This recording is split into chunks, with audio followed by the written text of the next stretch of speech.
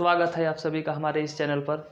हमने जो Indian geography की श्रृंखला स्टार्ट की है, आज उसी इंडियन ज्योग्राफी की श्रृंखला को हम आगे बढ़ाएंगे। आज हम लोग पढ़ेंगे भारत का अपवाह तंत्र, यानी कि भारत की जो नदियां हैं उन नदियों के बारे में पढ़ेंगे। इसमें करीब कुल दो या तीन क्लास लेंगे, क्योंकि हम सोचें कि अपवाह तंत्र भारत का एकदम डिटेल में कंप्लीट करेंगे, कि जिससे कि अगर बाद में कोई अगर सिविल सर्विस की भी तैयारी करे तो उसके लिए भी ये कंप्लीट हो जाए। तो पूरे तरीके से वनडे एग्जाम के लिए तो इम्पॉर्टेंट है ही। मान के चलिए कि इंडिया में जितने भी एग्ज़ाम होते हैं ख़ास तौर से उसके लिए तो बहुत इंपॉर्टेंट है ये। तो चलिए हम लोग स्टार्ट करते हैं आज के इस क्लास को। देखिए, भारत के अपवाह तंत्र, भारत में जो नदियाँ बहती हैं इन नदियों को हम लोग दो तरीके से बांट के पढ़ते हैं। एक हिमालयी नदियाँ पढ़ते हैं और एक पढ़ते हैं प्रायद्वीपीय नदियाँ। हिमालयी नदियाँ और प्रायद्वीपीय नदियाँ। हिमालयी नदियों को भी हम लोग तीन तरीके से पढ़ते हैं, एक सिंधु नदी तंत्र, गंगा नदी तंत्र और एक ब्रह्मपुत्र नदी तंत्र। और फिर प्रायद्वीपीय नदियाँ जो हैं इनमें अरब सागर में गिरने वाली नदियाँ हम लोग पढ़ते हैं, फिर बंगाल की खाड़ी में गिरने वाली नदियाँ, इस तरीके से पढ़ते हैं। तो इस तरीके से जब पढ़ा जाएगा तो पूरी नदियाँ खत्म हो जाएंगी। इनमें से तो लोगों को समझ में आता है कि प्रायद्वीपीय नदियाँ किसे कहते हैं। तो देखिए, जो अगर कोई भी क्षेत्र जो तीन ओर जल से घिरा हो, कोई भी ऐसा स्थल जो तीन तरफ जल से घिरा हो, उसे हम लोग बोलते हैं प्रायद्वीप। तो भारत का जो दक्षिणी वाला हिस्सा है वो तीन तरफ जल से घिरा है, एक तरफ बंगाल की खाड़ी से, नीचे हिंद महासागर में, बगल में अरब सागर से, तो तीन तरफ से घिरा हुआ है। तो भारत का दक्षिण एरिया को हम लोग बोलते हैं प्रायद्वीप। तो उन्हीं को कहते हैं प्रायद्वीपीय नदियाँ। प्रायद्वीपीय नदियों को दो प्रकार से पढ़ा जाता है, तो उसको एक दूसरे वीडियो में बनेगा, लेकिन आज तो इधर ही जो बना रहे हैं इसमें से समझते बातों को।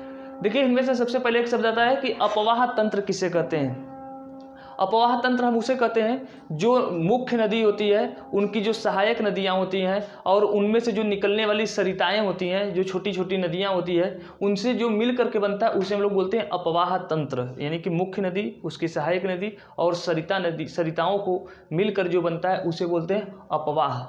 तो उसे कहते हैं अपवाह तंत्र बोला जाता है। फिर उसके बाद आता है द्रोणी। द्रोणी किसे कहते हैं, जैसे जो नदी है, ये एक नदी है, ये नदी में जो पानी बह रही थी, इसकी ये वाला किनारा, ये किनारा, यानी ये पूरा है, ये जो बीच में गड्ढा है, इसमें से पूरा पानी निकाल देंगे तो ये जो हमें दिखाई देगा उसे हम बोलते हैं द्रोणी। यानी नदियाँ जिसमें बहती हैं पानी, जो पानी बहती है अगर उसमें का पानी निकाल दिया जाए तो जो बचेगा उसे कहा जाएगा द्रोणी बोला जाता है। क्योंकि बहुत बार एग्जाम में परिभाषा ही पूछ लिया जाता है कि अपवाह तंत्र किसे कहते हैं या द्रोणी किसे कहते हैं, या परिभाषा लिखकर आपसे दे दिया जाएगा कि जिनमें पानी बहता है उनके दोनों किनारे को क्या कहा जाता है, उसे कहा जाता है द्रोणी। और हो सकता है ये दे दे कि नदियाँ, उसकी सहायक नदियाँ और उनके जो सरिताएँ होती हैं उनसे जो मिलकर बनता है उन्हें क्या कहते हैं, तो उन्हें कहा जाता है अपवाह तंत्र। परिभाषा ही पूछ लेता है। फिर एक जल विभाजक। जल विभाजक किसे कहते हैं, तो जल विभाजक का मतलब ऐसा कोई उच्च स्थल, जैसे कोई ऊंचा स्थल है, इसके इस बगल से भी नदी निकली हुई है और इस बगल से भी नदी निकली हुई है, इसे कहते हैं जल विभाजक। यानी ऐसी उच्च भूमि जिनके दोनों तरफ से नदियां निकलती है और दोनों नदियों को एक प्रकार से बांटने का कार्य करता है, इसे हम लोग बोलते हैं जल विभाजक। उस उच्च भूमि को क्या कहा जाता है, जल विभाजक। जैसे कि हिमालय जो है अपने इंडिया का जो ये तो ऊपर वाला है, इसके इस हिमालय को उस बगल भी नदियाँ निकलती है, इस बगल भी नदियाँ निकलती है। तो एक प्रकार से हिमालय की जो है वो क्या करती है, जल विभाजक का कार्य करती है। इसी प्रकार से जो वेस्टर्न घाट है, यानी पश्चिमी घाट है, इंडिया का दक्षिण में पश्चिमी घाट है, उसके पूरब साइड भी नदियाँ निकलती हैं। जैसे कि है ना, वो कावेरी नदी हो गया, गोदावरी हो गया, कृष्णा नदी होगी, और फिर उस बगल जो भरत पुंजा, पेरियार, ये सब जो नदियाँ हैं पश्चिम साइड में। तो एक तरीके से पूर्वी और पश्चिम नदियों को भी कौन बांट रहा है, तो पश्चिमी घाट। तो पश्चिमी घाट को भी क्या कहा जाता है, एक प्रकार से जल विभाजक। यानी कि ऐसा उच्च स्थल जो नदियों को क्या करती है, दो भागों में बांटती है, उन्हें हम कहा जाते हैं जल विभाजक कहते हैं। फिर एक शब्द आता है नदी प्रतिरूप। नदी प्रतिरूप किसे कहते हैं, अगर मैं मान लीजिए कि जैसे आपको जहाज में उड़ा दूँ, आपको हेलीकॉप्टर से उड़ा दूँ, हेलीकॉप्टर से उड़ा दें जब हम, तो जो नदियाँ होती हैं वो अपनी सहायक नदियों के साथ जब बह रही होती हैं तो जिस प्रकार की संरचना का निर्माण करती है उस संरचना को कहा जाता है प्रतिरूप।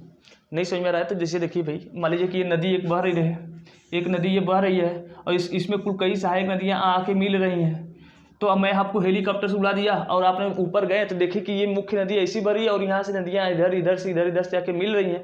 तो इससे जिस संरचना का निर्माण हुआ देखने में जो लग रहा है जिस तरीके का, उसे हम कहते हैं कि नदी प्रतिरूप। इन नदी प्रतिरूपों को हम लोग दो प्रकार से बांट के पढ़ते हैं, उत्पत्ति के आधार पर और संरचना के आधार पर। उत्पत्ति के आधार पर जो नदियाँ होती हैं उनको वो भी दो प्रकार की होती हैं, एक होती है पूर्ववर्ती नदी, एक होती है अनुवर्ती नदी। तो पूर्ववर्ती नदियाँ किसे कहते हैं, ऐसी नदियाँ जो जैसे मान लीजिए कि ये नदी है, ये बह रही है, बीच में मान लीजिए कि बाद में पहाड़ खड़ा हो गया, बाद में बीच में पहाड़ खड़ा हो गया, ये नदी इस पहाड़ को धीरे धीरे काट कर क्या कर रही है, अपना फिर से रास्ता बना लेंगी। यानी कि पहले जैसे चल रही थी, पहले जिस तरीके से बह रही थी, अब भी वैसी ही बह रही है। उस नदी को हम लोग कहते हैं पूर्ववर्ती नदियाँ। जैसे सिंधु नदी जो है, ये जो सिंधु नदी है, और ये जो इधर से ब्रह्मपुत्र, इधर से एक निकलती नदी जिसको कहते हैं ब्रह्मपुत्र। पहले ये सिंधु और ब्रह्मपुत्र नदी पहले एक ही नदी हुआ करती थी, लेकिन बाद में जब हिमालय पर्वत का निर्माण हुआ, इस पर हिमालय पर्वत का जब निर्माण हुआ, तो हिमालय पर्वत का निर्माण होने के बाद ये नदी जो सीधे बह रही थी इधर, जो सीधे इधर से जो ये ब्रह्मपुत्र नदी है ना, पहले सिंधु नदी नहीं हुआ करती थी, ब्रह्मपुत्र नदी थी। ब्रह्मपुत्र नदी ही जो ये शिवालिक पर्वत श्रेणी है, शिवालिक पर्वत श्रेणी से होते हुए अरब सागर में आके गिरती थी पहले ब्रह्मपुत्र नदी। समझिए बात को कि पहले जो ब्रह्मपुत्र नदी है आज इधर से निकल के ऐसे ऐसे होते हुए आकर के बंगाल की खाड़ी में गिरती है, लेकिन पहले वो नदी प्लिस्टोसीन एज में, जब जियोग्राफी में एक एज होता है, एक युग होता है प्लिस्टोसीन युग में, जो ब्रह्मपुत्र नदी है, पहले सिंधु नदी नहीं हुआ करता था, इधर से निकल करके आती थी और यहाँ पर शिवालिक पर्वत के श्रेणी से होते हुए जाकर कहाँ गिर जाती थी, अरब सागर में गिरती थी पहले ब्रह्मपुत्र नदी। तो बाद में जब हिमालय खड़ा हो गया, तो हिमालय जो पर्वत खड़ा जैसे जैसे होने लगा, तो इस हिमालय पर्वत को काट करके उनमें से निकली है जो, वो कौन है, सिंधु नदी। मतलब उसने अपने मार्ग को नहीं बदला, बल्कि जैसे पहले बह रहा था उसी मार्ग पे अब भी वो बह रहा है सिंधु नदी। तो हम लोग बोलते हैं इसे पूर्ववर्ती नदियाँ, यानी कि ऐसी नदियाँ जो अपने पहले के मार्ग पे ही चले, काट करके बनी, उसे कहते हैं पूर्ववर्ती। और अनुवर्ती नदियाँ किसे कहते हैं, जो ढालों के अनुसार, जैसे ढाल बदल रहे हो और ढाल जब बदले तो ढाल के साथ साथ अपने भी बदल जाए। जैसे नर्मदा और ताप्ती नदी है, जब हम लोग पढ़ेंगे नीचे, तो नर्मदा और ताप्ती नदी जो होती है वो ढलानों के हिसाब से अपने आप को क्या कर लेती है, बना ली है। जैसे जैसे ढाल बदलता है, ढालों के हिसाब से अपने आप को मोड़ लेती है। ऐसी नदियों को हम लोग बोलते हैं अनुवर्ती नदी। तो उससे जो संरचना का निर्माण हुआ उसे कहेंगे अनुवर्ती संरचना वाली नदी, और जो काट कर बना उसे कहेंगे पूर्ववर्ती संरचना वाली नदी, पूर्ववर्ती प्रतिरूप वाली नदी। फिर आते हैं संरचना के आधार पर नदियाँ समांतर। तो देखिए ऐसी नदियाँ जिनकी सहायक नदी जो है वो भी उन्हीं के समांतर चल रही है, उन्हीं के समांतर। जैसे कि गंगा का जो यमुना सहायक नदी है, गंगा जैसे जैसे चल रही है उसी के साथ साथ वो भी चल रही है, उसे कहते हैं समांतर संरचना वाली प्रतिरूप नदियाँ। फिर आयताकार जानते हैं कि जिनकी आमने सामने भुजाएं क्या होती हैं, बराबर होती हैं। तो ऐसी नदियाँ जो किसी आयत का निर्माण करती हुई आगे बढ़ती हैं उन्हें कहते हैं आयताकार संरचना वाली नदियाँ। फिर अरी का मतलब होता है रेडियल, कोई ऐसा बिंदु, कोई ऐसा जगह जहाँ से चारों तरफ नदियाँ निकलती है, जिसके चारों ओर नदियाँ निकलती है उन्हें कहा जाता है अरीय संरचना वाली नदी। जैसे कि अमरकंटक है, अमरकंटक से 3 नदियाँ निकलती हैं, जैसे नर्मदा निकलती है, सोन नदी निकलती है, महानदी नहीं, दामोदर नदी निकलती है। तो दामोदर भी नहीं निकलती, महानदी निकलती है, महानदी सोन नदी और नर्मदा नदी जो निकलती है। तो एक अमरकंटक एक ही जगह है, उनमें से नदियाँ निकल कर 3-4 और फैली हुई है। तो एक प्रकार से वो कैसी संरचना का निर्माण करती है, वो तो अरीय संरचना का निर्माण करती है, जिसके चारों ओर फैली होती है उसे कहते हैं अरीय। फिर होती है वृक्षाकार, जैसे कि अमेजन नदी जो है, अमेजन नदी का जाएंगे आप हेलीकॉप्टर से अगर उड़ जाएंगे अमेजन नदी के ऊपर, तो आप देखेंगे अमेजन नदी में से जो सहायक नदियाँ उनकी जो है एक प्रकार से वृक्ष नुमा संरचना का निर्माण करती हुई नदी तंत्र का निर्माण करती है, प्रतिरूप का निर्माण करती है। तो इस तरीके से है। फिर एक शब्द आता है गार्ज या कैनियन। गार्ज या कैनियन किसे कहते हैं, देखिए गार्ज या कैनियन हमने बताया कि अभी जो बताया कि पूर्ववर्ती जो नदियाँ होती है कि ऐसी नदी जो पहले जिस दिशा में बह रही थी, बीच में कोई ना कोई उसके क्या आ गया, अवरोध आ गया, पहाड़ वहाड़ मान लीजिए उठ गया। इन पहाड़ों वहाड़ों को काट करके जो नदी आगे बढ़ेगी तो बीच में हो सकता है कि नीचे खाई मिल जाए, नीचे क्या बन जाए, खाई। भाई काट करके जब जाएगी तो हो सकता है कहीं गिरे, और जहाँ पर गिरेगी तो वहाँ पर गड्ढा जैसी संरचना बना देगी, जहाँ पर पानी जाएगी गिरेगी तो गड्ढा जैसी संरचना बना देगी, उसे कहा जाता है गार्ज या कैनियन। तो नदियों के द्वारा जो गड्ढा या खड्ड बना दिया जाता है उसे कहते हैं गार्ज या कैनियन। तो भारत में पूछा जाए कि सबसे बड़ा कैनियन या गार्ज का निर्माण करने वाली कौन सी नदी है, तो सिंधु नदी है। जो सिंधु गार्ज जिसका बनता है ना, भारत की सबसे बड़ी गार्ज का निर्माण करती है। अगर पूरा जब विश्व में कि सबसे बड़ा गार्ज का निर्माण या कैनियन का निर्माण कौन करता है, तो जो अमेरिका में एक कोलोराडो नदी है, अमेरिका में कोलोराडो नदी, वो विश्व का सबसे बड़ा गार्ज या कैनियन का निर्माण करता है। तो चलिए अब लोग बातें हैं इधर सिंधु नदी तंत्र को आज हम लोग पढ़ेंगे, तो उधर मिटा देते हैं। चलिए तो हम लोग आते हैं अब सिंधु नदी तंत्र पर। सिंधु नदी तंत्र में देखिए, तो सिंधु नदी के बारे में आप लोग जानते हैं बहुत कि अब अगर पूछा जाए कि हिमालय से भी पहले पुरानी कौन कौन सी नदियाँ थी, तो हिमालय से पहले 3 नदियाँ थी। इधर से इधर जो हिमालय से पहली नदी एक है सिंधु नदी, और इसी सिंधु की एक सहायक नदी है जो सतलज है, सतलज नदी है, और एक इसी का जो है ब्रह्मपुत्र। गंगा अभी नई नई नदी है, गंगा अभी नई नदी है, बाकी ये सब बहुत पुरानी है। सिंधु, ब्रह्मपुत्र और सतलज ये बहुत पुरानी नदियाँ हैं। सतलज नदी। तो आते हैं सिंधु नदी तंत्र पर। सिंधु नदी तंत्र पर देखिए, सिंधु नदी के बारे में सबसे ज़्यादा क्वेश्चन पूछा जाता है कि जो सिंधु नदी है ये किस ग्लेशियर से निकलती है। सिंधु नदी किस ग्लेशियर, इधर के चाइना है, चाइना के पास में यही मानसरोवर झील पड़ता है, जो भारत में बहुत से लोग जाते हैं यात्रा करने के लिए, तो कहते हैं गए हैं अमरनाथ यात्रा, अमरनाथ यात्रा, तो यही मानसरोवर झील इसी जगह है, मानसरोवर झील, जहाँ पर कैलाश पर्वत है। तो जो भारत में बहुत से लोग होते हैं कहते हैं कि बाबा भोलेनाथ का रहा करते हैं कैलाश पर्वत पे ना, तो यही कैलाश पर्वत है, यही मानसरोवर, यही जो तिब्बत वाला एरिया है, अब चूँकि चाइना में गिनती होती है, तो उसी जगह पर रहा कर, इसी जगह से निकली है। इसी जगह एक ग्लेशियर है जिसका नाम है चेमा युंगडुंग ग्लेशियर, इधर मैंने लिखा है, देख लीजिएगा। तिब्बत में एक जगह है जिसका नाम है चेमा युंगडुंग ग्लेशियर। ग्लेशियर किसे कहते हैं भाई, जैसे कोई पर्वत है, ये कोई पर्वत है, ये कोई पर्वत है, इस पर्वत पर कुल बर्फ ही बर्फ जमा होते हैं, बर्फ ही बर्फ क्या होते हैं, जमा होते हैं। ये जब बर्फ धीरे धीरे पिघलते हैं तो पिघलने से इनमें छोटी छोटी क्या होती हैं, कुपिकाएँ या छोटी छोटी नलियाँ निकलती हैं। ये छोटी छोटी नलियाँ आकर किसी बड़े से जगह पर सब मिल जाती हैं, तो भारी मात्रा में क्या होता है, पानी का निर्माण हो जाता है। वही पानी जो बर्फ पिघला, उस बर्फ वाली पहाड़ी को कहते हैं ग्लेशियर, और जो पानी से बड़ा सा एक नली बन गया, उस वही जगह पर क्या बन जाता है, नदी बन जाता है। तो पूछा जाए कि सिंधु नदी जो है ये किस ग्लेशियर से निकला है, तो मानसरोवर झील के पास चेमा युंगडुंग ग्लेशियर से निकली है सिंधु नदी। सिंधु नदी भारत में प्रवेश करती हुई है, भारत में प्रवेश करती है, फिर उसके बाद यहाँ से पाकिस्तान में चली जाती है। फिर कहाँ चली जाती है, पाकिस्तान में चली जाती है। जब पाकिस्तान में चली जाती है तो पूछा जाता है कि पाकिस्तान में कहाँ से प्रवेश करती है, किस जगह से। तो एक जगह है जिसका नाम है चिल्लास, तो चिल्लास से होते हुए चली जाती है, पाकिस्तान में चली जाती है। तो ये आपको याद रखिएगा। अब इनमें एक क्वेश्चन पूछता है कि सिंधु की सहायक नदी कौन कौन सी है। तो सिंधु की सहायक 5 नदियाँ हैं।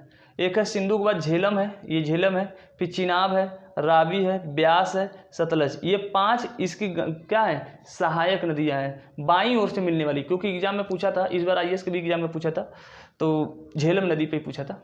तो देखिए, अगर मान लीजिए कि आप जा रहे हैं, मैं इधर से आपको भेजूँ, मान लीजिए कि आप नदी हैं और इधर बह रहे हैं, तो आपका जो इधर वाला हिस्सा होगा वो क्या होगा, बायां, और इधर वाला जो होगा कौन होगा, तो दायां।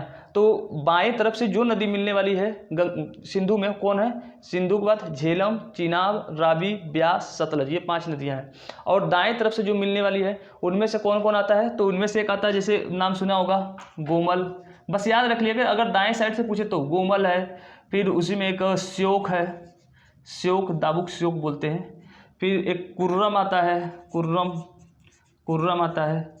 ये कुछ नदियां हैं, तो इसमें गोमल, श्योक, कुर्रम और एक काबुल खुद नाम है एक नदी है, नदी का काबुल। ये सब नदियां आकर सिंधु नदी में दाएं साइड से मिलती है। अगर बाएं साइड से पूछे तो ये सब, दाएं से पूछे तो ये वाला।